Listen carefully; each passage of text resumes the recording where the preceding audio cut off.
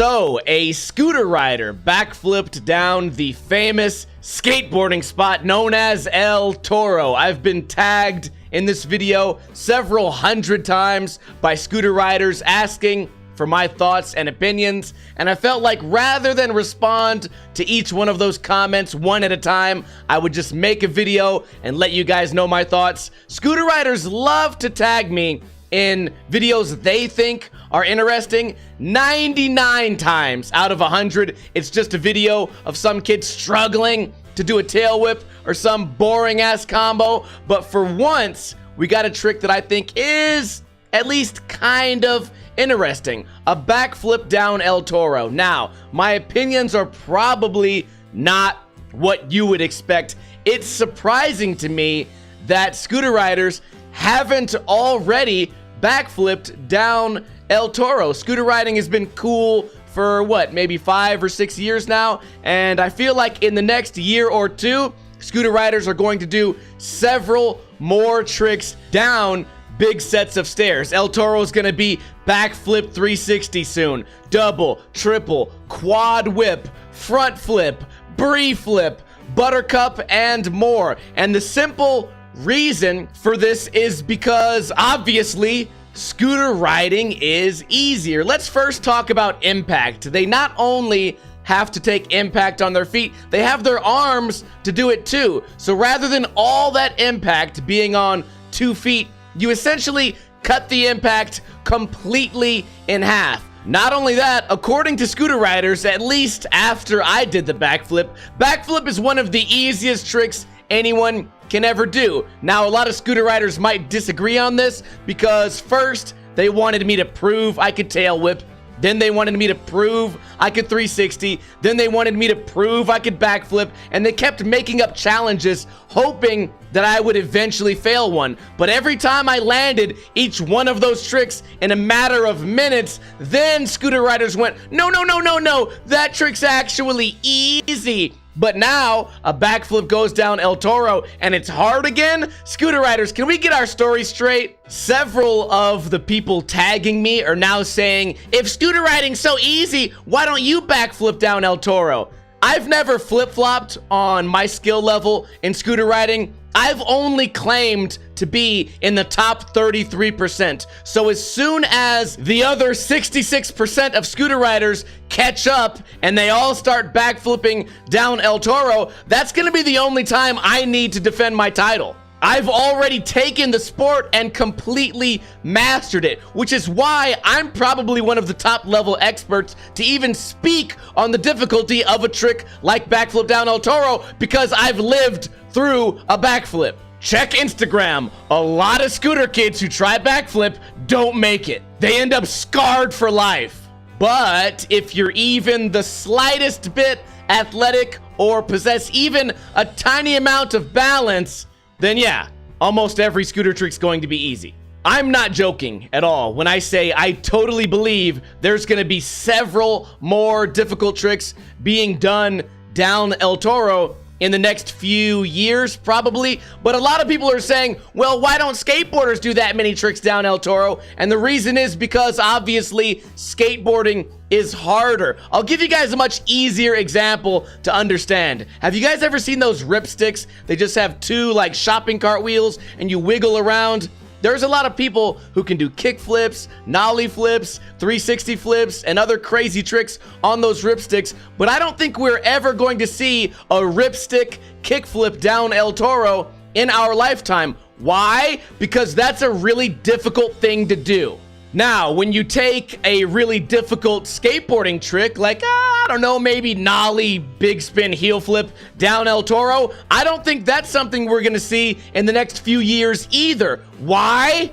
Because skateboarding is inherently a difficult thing to do. How many skateboard tricks have been done down El Toro? At least the stairs. Maybe a nollie, switch 180, I think, kickflip, and there's some rumors maybe of backside flip, frontside flip, maybe tray flip. What is that? Maybe 6 or 7 tricks max? That doesn't surprise me, not because skateboarders aren't always pushing forward and improving. It's because the fucking sport is at its core very difficult, unlike scooter riding. You can pick up a scooter and automatically be able to ollie up a curb. I've done all the science here. Everyone who I've given a scooter to landed tail whip in a matter of only a few minutes. Yet for some reason, scooter riders all across the world are still struggling. The vast majority of scooter riders are extremely unathletic, have very little balance, and can't perform simple tasks anyway. Not to say that all scooter riders are like that, because this video is proof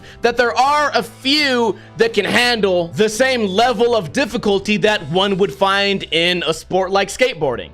One little piece of controversy that I may have accidentally stumbled on is in the first video that I was tagged in, I wrote the word helmet and then put an emoji of some guy going like this, and a lot of people were really offended. A lot of people put words in my mouth trying to decipher what that emoji really meant, and there's really no reason to have your feathers all ruffled, scooter riders. I was just saying that's interesting that a scooter rider chose to wear a helmet when he skated El Toro. That shit's weird to me because typically when skateboarders go street skating, they don't wear helmets, and I'm not trying to be this big tough guy like I don't care about my brain, but skateboarders are generally pretty confident in the tricks they're about to attempt, and I thought it was weird. The scooter rider who did the backflip, he did it really clean. He made it look easy, which obviously, I mean, it's not going to be that hard, but what was the purpose of the helmet? And it got me thinking, the answer is very simple. The learning curve for scooter riding, like I said earlier, is really quick. It's really easy, right? You're born knowing how to ollie or jump. 2 minutes later, you can tail whip. 3 minutes later, you can 360.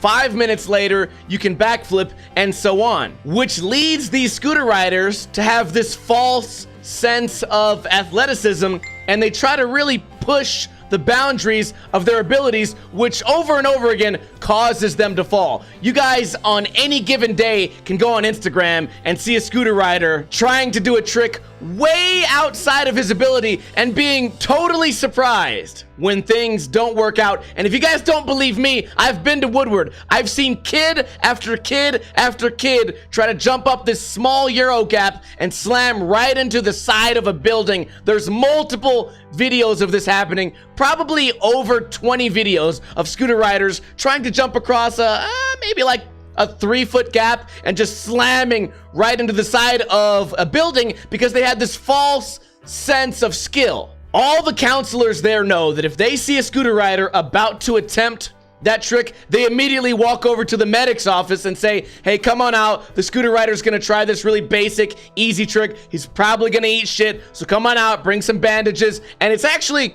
a good thing that scooter riders are wearing helmets because they've caught on to this cycle. They've seen so many of their friends eat shit trying basic tricks that they've all come together and they said, you know what? Let's protect our brains, people. Let's all put a helmet on, no matter if we're skating in a park or skating in a street or skating El Toro, and it's gonna only benefit us because we can't be breaking our skulls open every single day. Scooter riders, I don't have a problem with that. I think it's better for you to do that. It's working great for you. But what skateboarders are doing is also working pretty good for them too. Not a whole lot of super catastrophic brain injuries. At least I'm not seeing them on a daily basis on Instagram the way I see with scooter riders. So you guys keep doing what you're doing. It's working good. The sport is evolving. We don't need a helmet because we're so much more badass. It's not about that. It's about protecting you guys. In summary, a scooter rider did a backflip down El Toro.